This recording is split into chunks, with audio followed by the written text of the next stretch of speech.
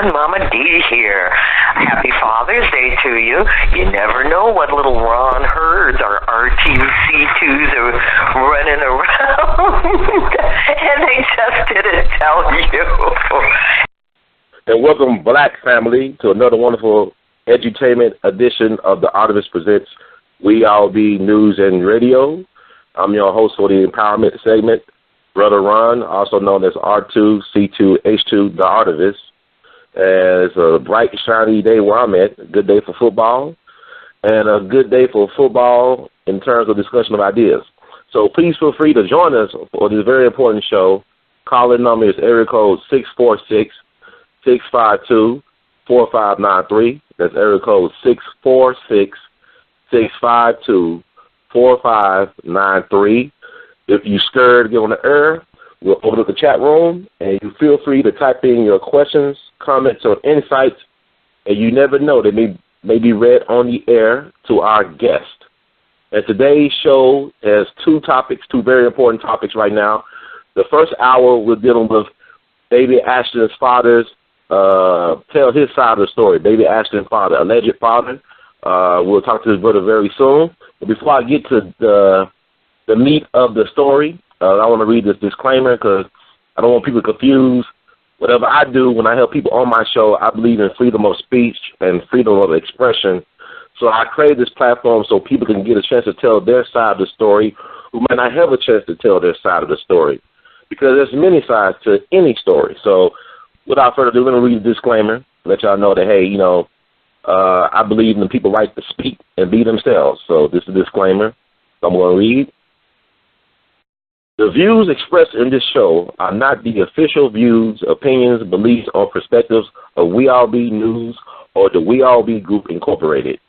We All Be News is an organization that thoroughly believes in supplementing the information narrative that is usually supplied by the corporate news entities with those viewpoints, expressions, which may be marginalized or ignored for a plethora of reasons.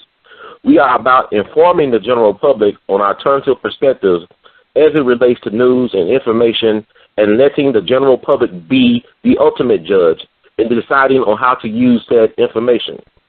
Informed citizens are responsible citizens. Thank you for your support.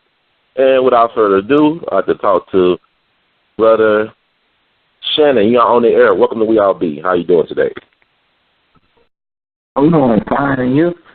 I'm good, man. I can't complain. So I want to ask you a question. So you claim to be Baby Ashton's father, correct? Baby Ashton Rose, the baby who was mutilated by Christ Community Health Center in August of 2013, doing a routine operation for circumcision, correct? You claim to be the father of this baby? Yes, sir. Now, you on the birth certificate as being the father? Hey, you can hear me? Can you hear me? Yes, I'm good, clearly. Okay, I want to make sure, because you're kind of coming in low. Can you speak a little bit louder? I can hear you. Can you hear me now? Yeah, I can hear you now. Yeah, I was actually. You are the biological father of Baby Ashton Rose?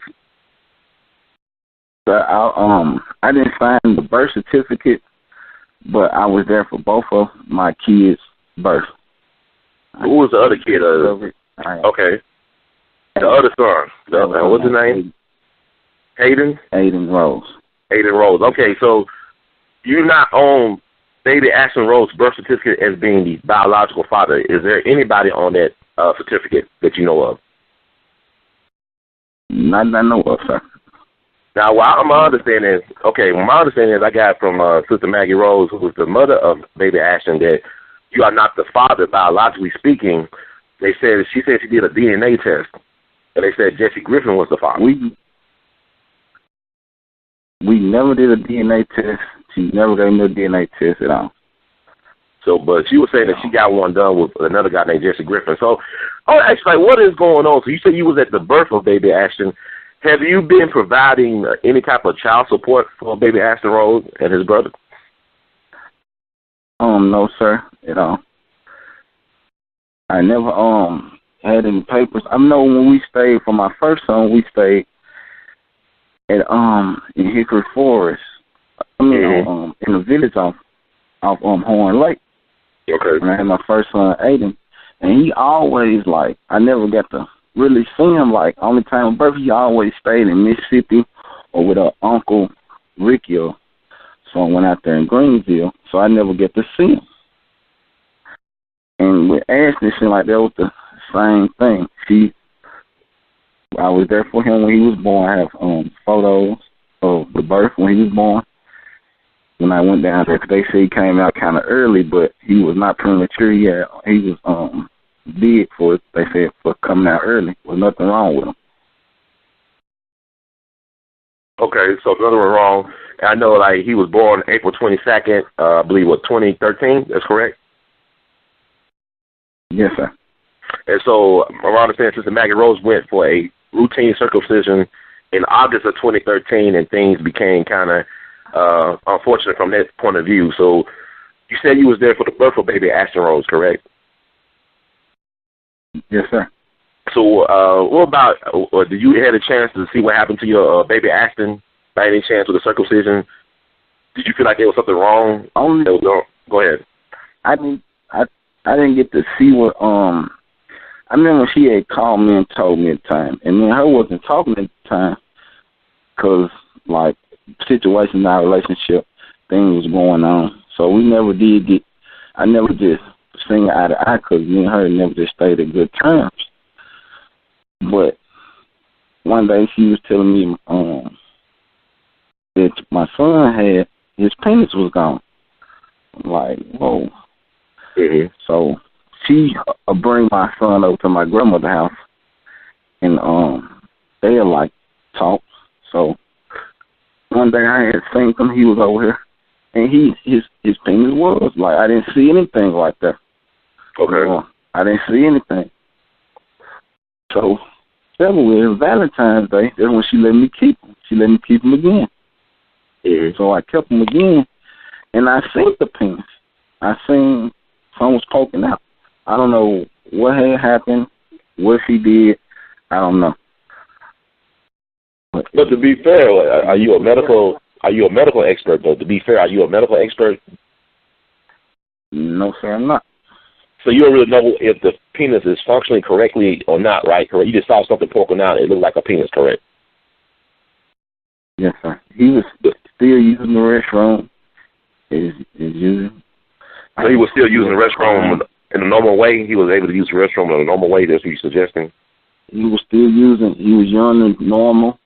He wasn't crying. He looked happy. He looked fine to me. Okay. Now, you talked about, you said you kept them back in, or your grandmother kept them in February 14th, correct? That's what you said? Yes. This family, this Valentine that came up. Okay, so I want to ask you this. So I asked you earlier in the conversation, were you able to support baby Ashton and his brother? So you have not been offering any type of child support to the kids, correct? Financially? No, sir. Like it's like when I give my try to do for my kids. When I used to try to like call her and act, she was like, she don't need anything from me. My kids are fine. Like she don't want me in their life at all. Like I don't know what's the reason and why.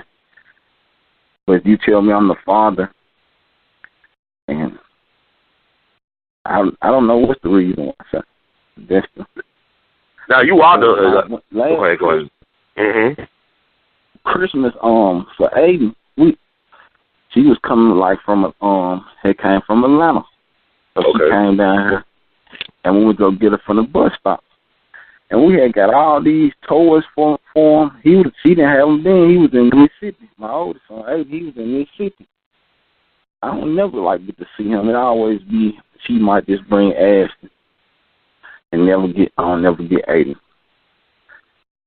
Like one, we bought him some clothes. I mean, some toys from Mississippi, a couple outfits. I don't know if my son ever got them clothes or nothing. Okay. Or toys. I really don't know. So but you are. Go ahead. I'm sorry. You can go, sir. No, I was saying like Aiden, you are on his birth certificate as being the biological father, correct? With Aiden, you are the biological. I'm not on either one of them. You're not on either one of the birth certificates, but yet you claim them as your biological son. That's what she's telling me, that these are my kids. She told me that these are my kids. And we have been in a relationship so long. I've been with Maggie before her daughter, A.L.L. She was about 2 years old. And I was with her ever since A.L.L. had turned 5. A.L.L., she used to call me her dad because I've been around her so long, because her dad was never like around. Let me ask you this: I'll ask you this, Brother Shannon. Why is it so important that we know all this stuff? And how does this relate to Baby Ashton's case with Christ Community Health Center? Why should we know all y'all personal business like this, or your personal business? It's like, it really not my personal business. Baby Ashton, it really is about my son, and that's all I was calling for. It's about my son. But you asking me, like, about my other kids. Ashton, I don't know what had happened. When I watched, he was on the news, and there was something recently just came up and said they don't even they don't remember that even happened to my son. I'm trying to see, like, what is really the problem, and, like, I don't understand, like, what is wrong. I want to see for myself, and she's not letting me see, because this is my son. I don't want him to grow up feel like I neglect him. If he do have a handicap problem, I'm trying to be there for him. I'm not running away, like being, like she said, fine with rights. I never did do that. I'm not a father saying I don't want to see my kids, because I do want to see him, and he do have a handicap. If he do have a handicap problem, I really want to be there for him. Okay. Well, my thing is, man, when people listen to this conversation, say, man, why is this dude claiming kids? He don't know if it's his or not. I mean, if you're not on the birth certificate for either of the boys, why are you so want to be there? I mean, you want a parent, a DNA test done? Are you open to doing a DNA test? I'm open for a DNA test anytime. But why are you putting yourself through this type of, it's like it's emotional agony to put yourself in a position not really knowing if these are your sons? I know you claiming, and you telling me on this conversation that they are your sons, but you don't really know. It's not acknowledged from an official point of view that you are the biological father of these kids. Not officially. To, like, the government, that might be true, but right. I know that these are. So, to the government, I'm not there. You might see I'm not there, that they father, but I know that they are my kids. Actually, like, why did you come to We All Be News to tell this story? Because I didn't contact you, right? You contacted me, correct? Yes, sir. All right, you contacted me. How did you find out about what about We All Be? I'm just curious. Because I was checking out some clips for some news about not recalling. Because I didn't see, my grandmother had called me one day and said that, did you see what happened to your son? Because she used to call my grandma all the time about, because she'll call him. My grandmother, she'll go up there. He was just in the hospital about, I'd say, a couple weeks ago, month. He was in the hospital. He had a very bad cold or something. And she called my grandmother, and she went up there and went to go see him. So she always keep her in touch, like, about everything. Well, actually, it seems like that, I'm trying to understand, right? It's like, I'm hearing from one source, and like Maggie told me through a text that you were not the father. But at the same time, it seems like she acknowledged your family involvement with the kids. Like, I'm confused about what's going on here. It's like, okay, so Maggie told your grandmother that is your son, or those your kids. Sir? Did Maggie tell your grandmother that these are your sons? Yes, sir. Okay, your grandma was told by Maggie. So, but yeah, okay. Let me ask you, how long were you with Maggie? How many years were you with Maggie? About 3.5 years. What type of relationship was it? An exclusive relationship? Was it monogamous, or was it something else? What do you mean by that? I mean, like, were y'all just like a couple, like you and her, nobody else, no people on the side, no boyfriends, no girlfriends, just you and her exclusively, or was there like an open relationship? Not. It was more like we was together. We stayed together. So y'all was a couple. You say a couple. Yes, we was. Okay, this is what I'm trying to figure out, because, like, you know, it's kind of strange. I mean, it's, like, a lot of stuff is going on. When I got involved in the case, I'm more concerned about baby Ashton. Like, a lot of the stuff it's like a circus to me. It's like a media circus. A lot of this other stuff is just extra stuff.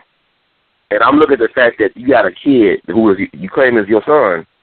He's going to grow up with something, and hopefully this can get resolved in a great way that will benefit baby Ashton, because I'm more concerned about his welfare than anybody else in this whole story. I'm just trying to understand, can this young man or young kid have some stability in his early years from people who are responsible for caring for his welfare? Is that possible? Yes, he can. Okay. Like someone take care of him? Not just financially, but also spiritually, emotionally, everything. Yes, I'm trying to be in his life, and I would love to be in my son's life. And I'm not a father that's like, I'm not trying to be in my son's life. Because Penny can tell you herself that multiple times I'm trying. I want to see my son, and she always be, no, you can't see your son. You'll never be able to see your kids again. And I'm like, my son have something wrong with him.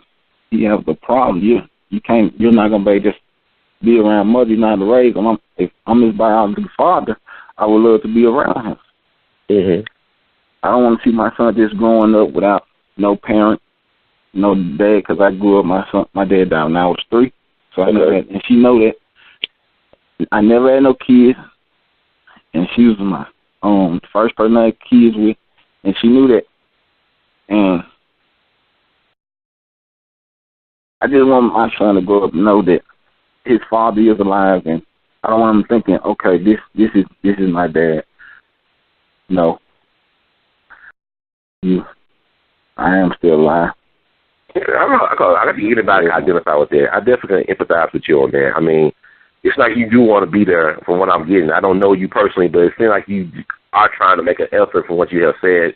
And I take you at your word at this point. I want to ask you this as well. Does Maggie have any type of restraining order against you at all? Yes, sir, she do. And she said that there's paperwork, too. She documented in the restraining order, my kid's father in the stay away. I can't see my kids or anything. That's in the restraining order. Stay away from her and my kid's father. It said. Okay, so she in the restraining order actually acknowledge you as the father of her kids, of her 2 sons. It's saying that I'm prohibited to see my 2 kids and be around her and them. Let me ask you this. I mean, I know I'm getting personal. I mean, like, I just want to put this out there. I know we talked about it. Were you abusive towards Maggie at any point in the relationship? I want to say abusive, but we had our problems in the relationship. Mm-hmm. Like everybody else, we had disagreements. Okay, disagreement, but not any like physical altercations, like anything physical, or just more like shouting. Mostly. Okay, you said mostly. More like shouting. Mm-hmm. Okay, but she don't have no reason to think that you will harm the kids, correct? I mean, you never put your hands on the kids, right? I never did this, sir. Okay. I wouldn't even be able to talk to you if I did something like that. Okay, I just putting out there, because I know, man, like, we do these interviews, people where you're not asking them hard, probing questions. And, I mean, like, you was adamant about doing this, because I know I got a text saying that you might be, issuing a warrant for your arrest if you do this interview, and you still want to go home and tell your story. So I commend you for that. That's what Maggie Rose just called my grandmother early. I don't even know how she even knew I was coming to do the show. She called my grandmother early this morning saying that if I go on with this show, I'm going to get a warrant for my arrest. I'm like, how can I get a warrant for my arrest? I'm not around you. I don't call you. I don't text you. I don't even have your number. You don't even have mine. And I'm just speaking my freedom of speech and the truth. I'm not telling no lie. This is the truth. Okay, I mean, I commend you for that. 'Cause I talked to you several times. I could testify to that. I talked to you several times about coming on the show. You was adamant about being on here and speaking your mind. Do you feel like Sister Maggie Rose is a good mother towards the kids? She's a good mother? Yes. I wouldn't say she's a good mother at all. She's not a good mother at all, if you ask me. Okay. Well, why would you say newborn? Mm-hmm. When I first had my first son, my newborn, like when the Mickey room lady, everything she was saying about Megan was true. I'm not getting on here to put her down and to talk about it, because you said, well, I'm not here for that. I'm just about Ashton, my son. Mm-hmm. But as far as being a good mother, no, because when you first have my son, I kept asking.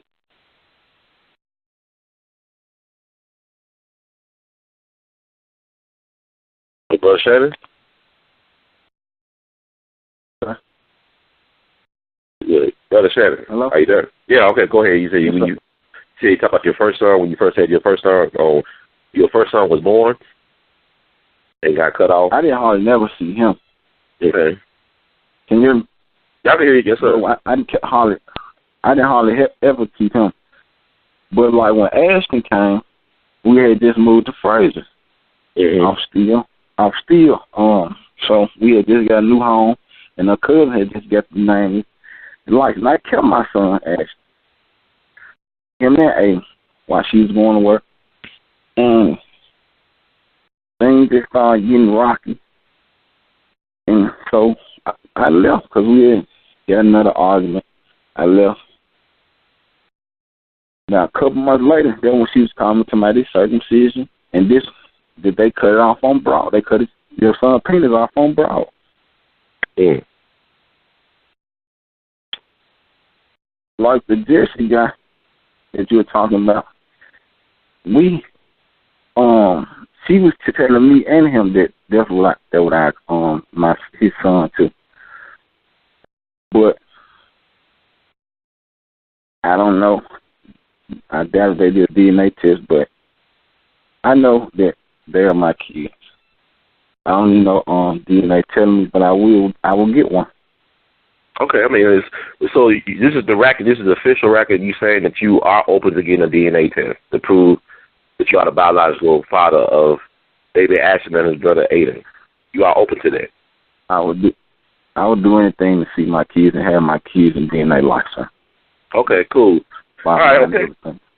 All right. Well, I'm going to open up the call line. We've got a lot of people who want to talk to you and ask questions, so I'm going to open it up. And I want to thank you for being such a good sport to be on my show today. I know it's difficult to bear it all, but like you said, you got a story to tell. You want to tell your side of the story. So without further ado, we're going to Chicago, area code 773 on the air.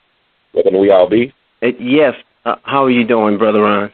Hey, Brother Major Bones. How you doing today, man? I'm doing fine, and I'm enjoying your show and all the discussion in reference to the baby Ashton Rhodes case.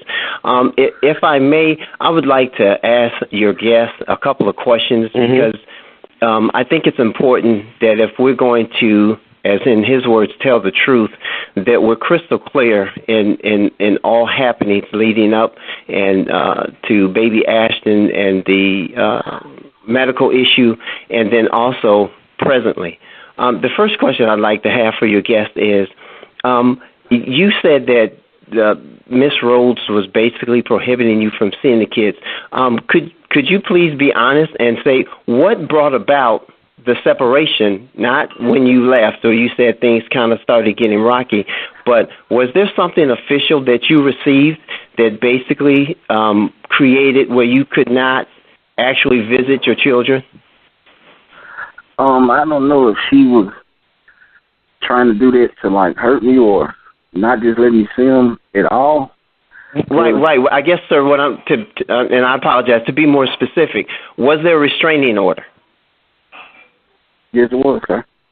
A restraining order that prohibited you to contact or be within any distance of Miss Rhodes and the children? Yes, sir. Okay. What was it? Do you mind saying what the restraining order, what did a judge who signed that restraining order, what was it for? To not to be around her or to be around my kids. But why? There's specific on the restraining order. When they mail everybody copies, it says why. It was like her word against mine. But I understand that, sir, but why? She said then you can expound on that, but I'm asking you specifically, why? I guess because he told me I was a violent person or something like that. Okay. And I appreciate you for saying that. Now, the next question I have for you. Now, you said that you want to be in your child's life, and I, as a father of 3, I can appreciate that.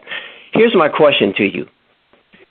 If you believe that one or more of these children that you had a union with Miss Rose are yours, what have you done over the last year or preceding the last year that would have been in the form of child support? Now, you said she was good, she didn't want anything, but would you really say as a father that was the reason that you haven't done anything financially towards the children that you believe are yours?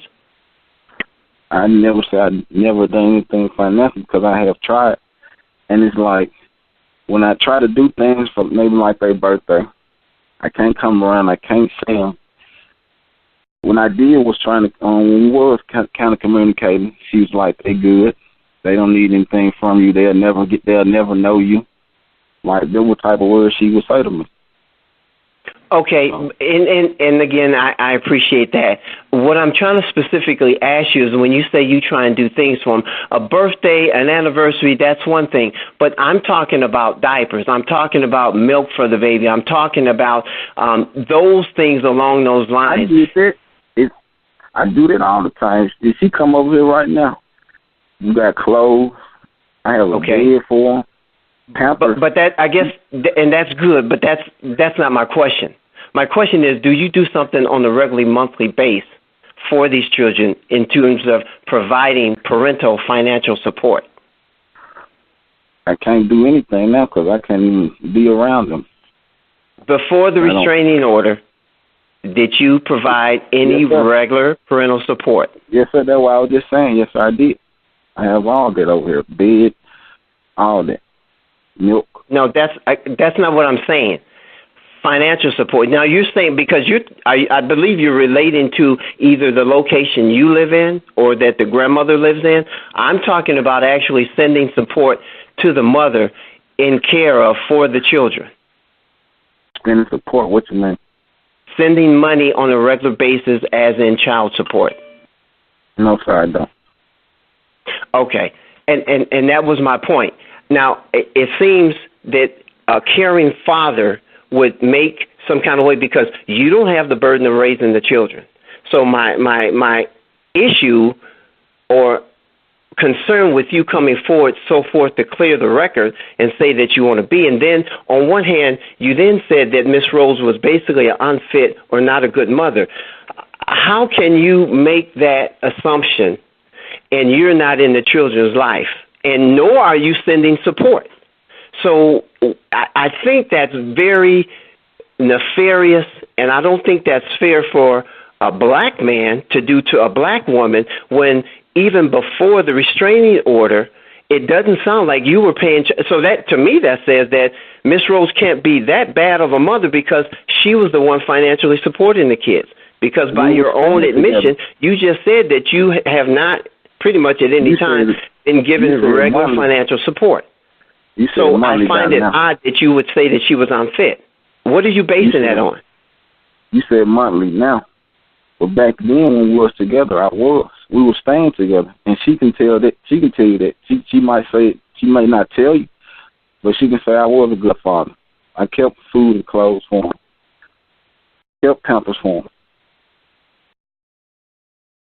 Okay, the last question I pretty much have for you, and I appreciate you responding. Have you ever been arrested or convicted on any type of misdemeanor or felony drug charges? No, I haven't. Have you ever been arrested or convicted and spent time in jail? Yes, I have. Okay. That's all the questions I have. I appreciate your time. I appreciate it, Brother Ron. No problem. And like I said, he's a good sport coming on here and taking these questions. Like I said, Brother Shannon, you was animate about telling your side of the story. And I will also want people to put this in the context. He has not been allowed legally to do the things that a father should do in terms of taking care of his kids because of the restraining order and other things, the legal ramifications. And my thing about this is that black people, we are living in a system of white supremacy. I'm just going to get on my soapbox. We are living in a system of white supremacy. Black life has no value, okay? We got to understand that the courts do not respect or care for black life. The system do not care for black life. What the system hates is to see black men and black women come together on something. I mean, it don't have to have all black folks come together on anything, but if some of us, starting with man, woman, and child, all get together on something, it's a threat to what they do to us. So we all are victims of this system. It's like we talk about giving people second chances. If people are religious and Christian people, the Bible is a book of second, third chances, okay? Most of the heroes and sheroes in the Bible are very flawed characters. Very flawed, but God cannot use a perfect vessel. You can only use a broken vessel. So we all have our shortcomings. We all have our flaws. This is not to demonize Brother Shannon. This is not to demonize Sister Maggie. But we got to understand that in this system, we got when it comes to true justice and love and understanding. So I just want people to take that in consideration because I cannot sit in judgment of Brother Shannon or Sister Maggie because I have my own issues to deal with. But what I do want to create is a platform where black folks can feel comfortable in being who they are and projecting their truths and telling their stories to the world. I do want to create a safe place environment for my people to have a constructive dialogue and to provide tough love and constructive criticism that can lead to true nation building. Now, that's what I want to say. I'm out my soapbox now. Brother Shannon, got any thoughts? Yeah. You got anything you want to add or things you want to say in your defense? No, I'm fine. Just thank you for getting the opportunity to express myself and letting everyone hear what I have to say. And thank you for all everything you've done.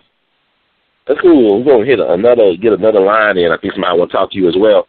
What I want to say is that even if you say, well, the parents, this and that, it's all with the family, Baby Ashton is the real victim in all of this. Baby Ashton deserves a family. He deserves a father and a mother. He didn't do anything wrong but be born black, okay? And he's been victimized by the system in ways that many of us will never be victimized, but we all are victims all the same. So when we are, like I said, sitting in judgment of other people, let's keep our eyes on the prize. Let's think about Baby Ashton. And if you really want to help Baby Ashton, let's help Baby Ashton. Excuse me, but meet the area code 973 on the air. Welcome to We All Be. Hey, brother Bilal. Hey, brother Bilal Muhammad. How you doing? I'm so sorry I'm late, black man. I was listening. Oh, no, you're not late. You actually early. It's an early segment. I had you for the next hour. But you've been listening to what we've been talking about? Yes, sir. And I would like to, two things, address the issue with your chat for domestic violence. First of all, the young man was questioning about why he's not sending money now. Under the domestic violence code dealing with where they got a restraining order on you, on that paperwork, I don't care what state you live in, it's clear to say that you cannot send no phone calls, no transactions, no type of anything, or you're violate. We have to understand how the system is set up, how it can really put the family involved. Now, the young man, he's able to see his kids. He has to go back to court and ask the judge, can he have what we call a supervised, to supervise the kids, and while he ain't come and visit, and he has to go down to the courthouse to visit his kids, if he really wanted to visit them. So it's no, I'm not making an excuse for the young man, but there is loophole in the domestic violence cases when it comes to, unfortunately, the children get caught up in domestic violence cases. So the best way for the young man, what he needs to do is go back down to the courthouse and let them know, look, I want to see my kids. And they will give him a court date to come back and set up what we call supervisor's visit, when he would sit down with the kids, not the baby mother, but get the kids, and he will be able to, see the kids. The second issue is that I was listening to when you said something about what's going on for us men. I believe it starts through the home as far as when we're growing up.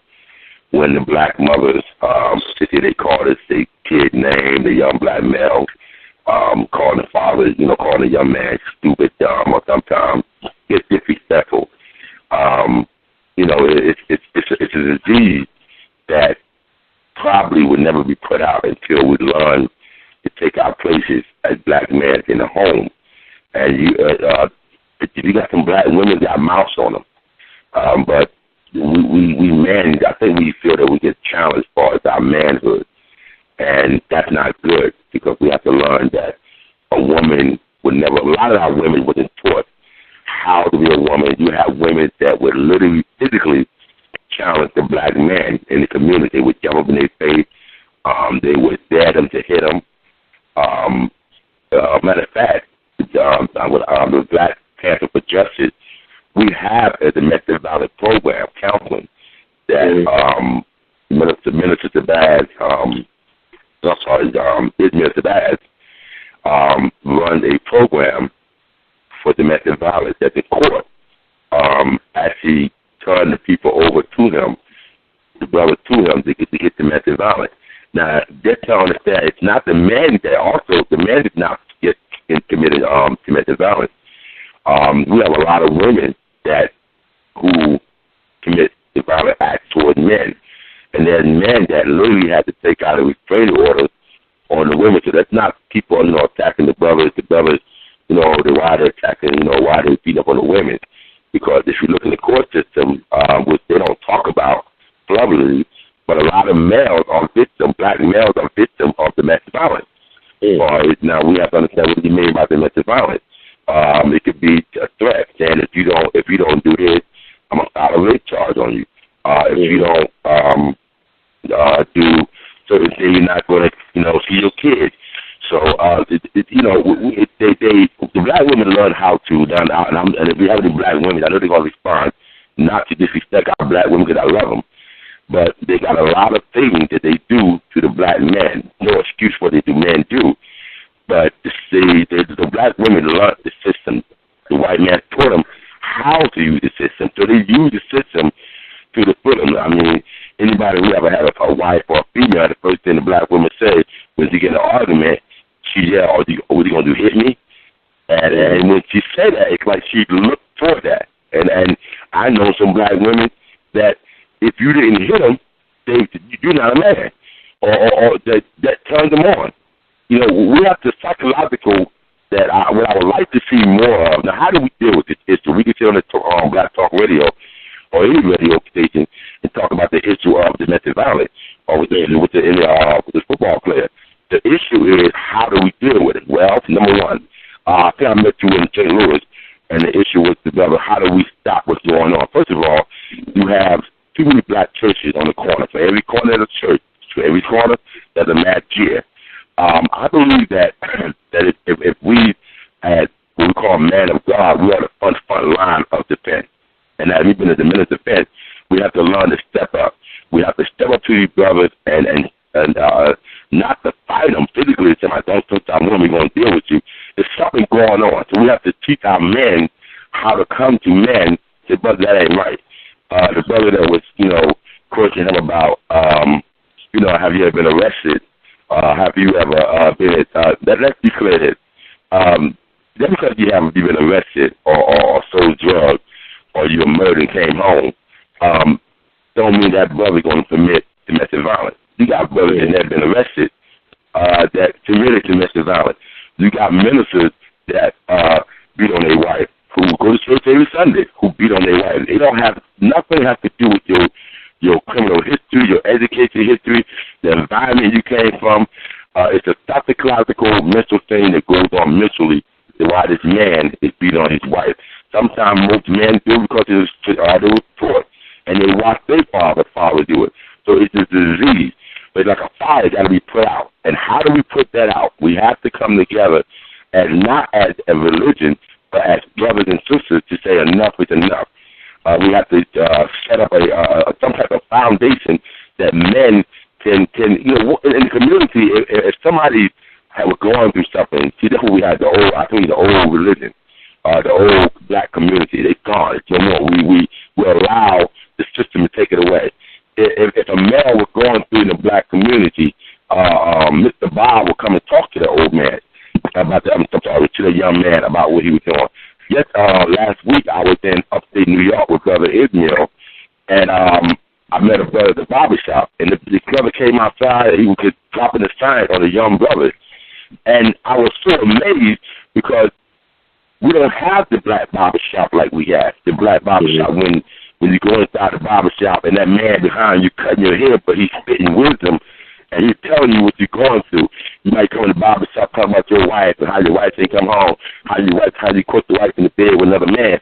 But the barbershop and the other older man would sit there and tell you that's the wrong way, and you would go home and deal with it because the barbershop man would give you a little pointer how to deal with situation in the black home. Well, they don't took the took that out. So slowly and maturely, we're losing the black man on the front line. Right now, I'm calling out, the older brother. Where are you? Come out from the church. Come from under the Magic.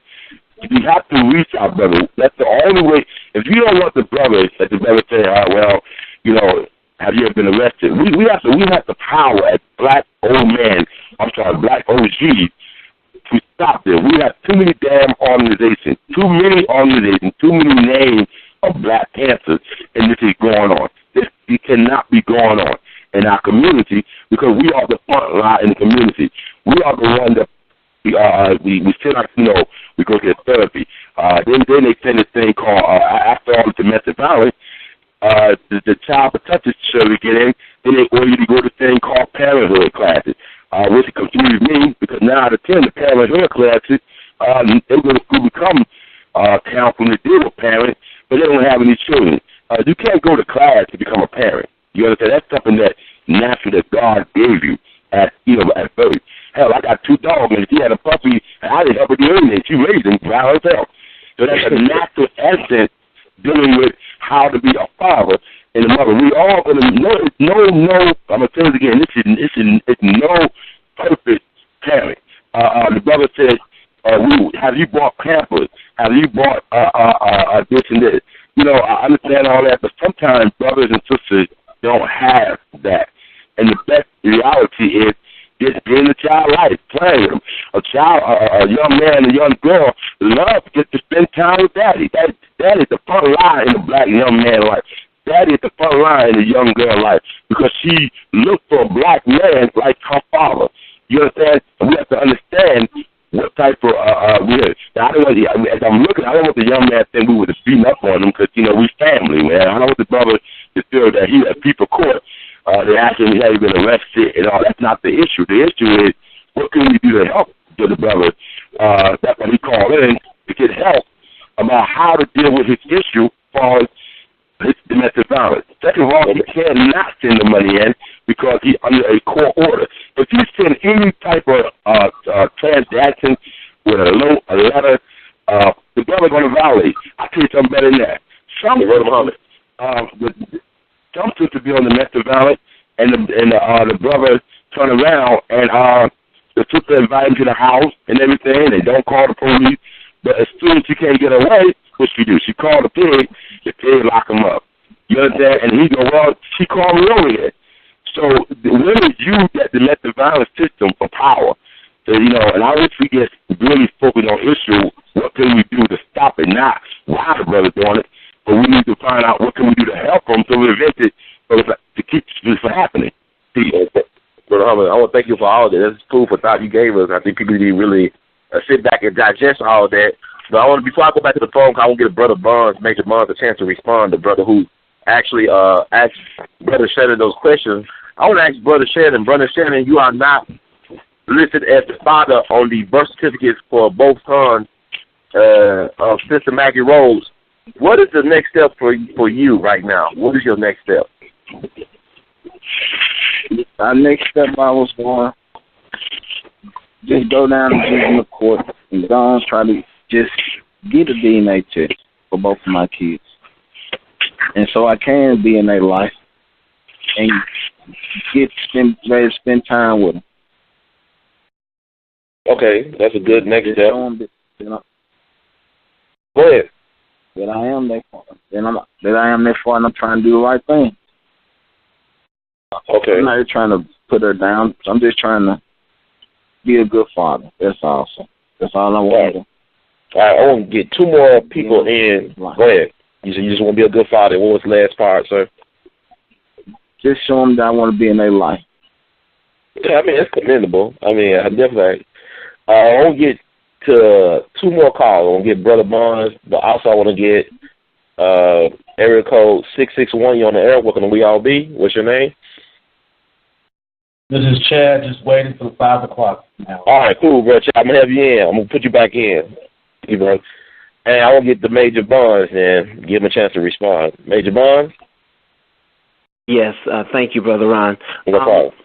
I mean, in reference, and I'll be brief, in reference to the caller who called in, I have 3 children of my own. I am on different platforms in terms of civil rights, civil liberties, fathers' rights, especially for black men. So I wouldn't be one that would try and castrate or do anything negative to black men who were trying to reach out to their children. But I will say this. The reason I asked those, I believe, tangible questions were that, honestly, I'll be honest, I believe that it is very ironic of the timing of this father coming forward, which, by the way, is just about a week or a little bit more after a formal complaint has been filed against Christ Community Hospital in reference of damages and litigation. So to me, that's just logic and suspicion. The other thing is that in terms of the father being barred from contacting Miss Rhodes at all and not sending any support, I think that is true. But my point in case was that if an individual was not doing a lot financially, and when I say financially, I'm not just talking about the presence of the father is important, but also being realistic. If a person is employed, unemployed, partially employed, and so forth, then to me their intent is not really to financially support. Miss Rhodes has had to support the children, her children, and the father's children in terms of the time being there, taking care of them, having to deal with the children, and financially support them. So if that was the case, then me, if I was a father, I would have already been back down to the court, pleading my case, to try and be able to send financial support to my children, because in these days and time we can't make it. And lastly, I'll end with this. If the young man is actually sitting there and saying that he at no time physically had any physical altercations with Miss Rhodes and that he never hit her and that he never struck her, I want him to be and choose his words very carefully, because there's a thing that's called police report and there's a thing that's called incident report. And I am not so sure that none of that never happened. But if he's saying, and we will take his word, but there's a thing called matter of public record. So I think he should be very careful in terms of coming on this show and thinking that people are not going to tease out what he has said as, in his word, quote unquote, the truth.